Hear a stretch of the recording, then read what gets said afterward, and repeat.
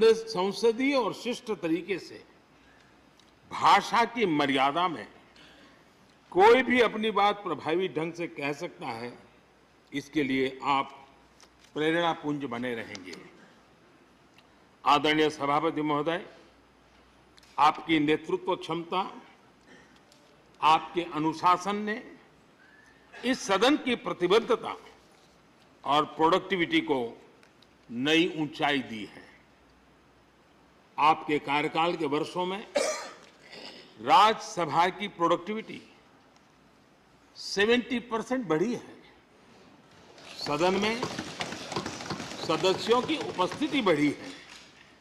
इस दौरान करीब करीब 177 बिल पास हुए या उन पर चर्चा हुई, जो अपने आप में कीर्तिमान है। आपके मार्गदर्शन में ऐसे कितने ही कानून बने हैं जो आधुनिक भारत की संकल्पना को साकार कर रहे हैं। आपने कितने ही ऐसे निर्णय लिए हैं जो अपर हाउस की अपवर्ड जर्नी के लिए याद किए जाएंगे। सचिवालय के काम में और अधिक एफिशिएंसी लाने के लिए भी आपने एक समिति का भी गठन किया। इसी तरह राज्यसभा सचिवालय को सुव्यवस्थित करना, इंफॉर्मेशन टेक्नोलॉजी को बढ़ावा देना, पेपरलेस काम के लिए ई ऑफिस सिस्टम को लागू करना, आपके ऐसे कितने ही काम हैं जिनके जरिए उच्च सदन को एक नई ऊंचाई मिली है। आदरणीय सभापति महोदय, हमारे यहाँ शास्त्रों में कहा गया है, न सा सभा यत्र न सन्ति वृद्धा न ते ये न वदन्ति धर्मम। अर्थात जिस सभा में अनुभवी लोग होते हैं वही सभा होती है, और अनुभव लोग वही है जो धर्म यानी कर्तव्य की सीख दें। आपने मार्गदर्शन में राज्यसभा ने इन मानकों को पूरी गुणवत्ता से पूरा किया है।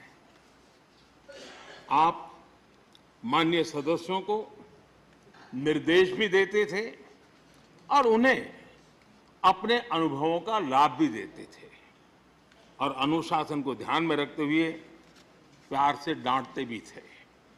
मुझे विश्वास है कि किसी भी सदस्य ने आपके किसी भी शब्द को कभी अन्यथा नहीं लिया। ये पूंजी तब पैदा होती है जब व्यक्तिगत जीवन में आप उन आदर्शों और मानकों का पालन करते हैं। आपने हमेशा इस बात पर बल दिया कि संसद में व्यवधान एक सीमा के बाद सदन की अवमानना के बराबर होता है। मैं आपके इन मानकों में लोकतंत्र की परिपक्वता को देखता हूं। पहले समझा जाता था कि अगर सदन में चर्चा के दौरान शोरगुल होने लगे तो कार्यवाही को स्थगित कर दिया जाता है, लेकिन आपने संवाद, संपर्क और समन्वय के जरिए न सिर्फ सदन को संचालित किया बल्कि उसे प्रोडक्टिव भी बनाया।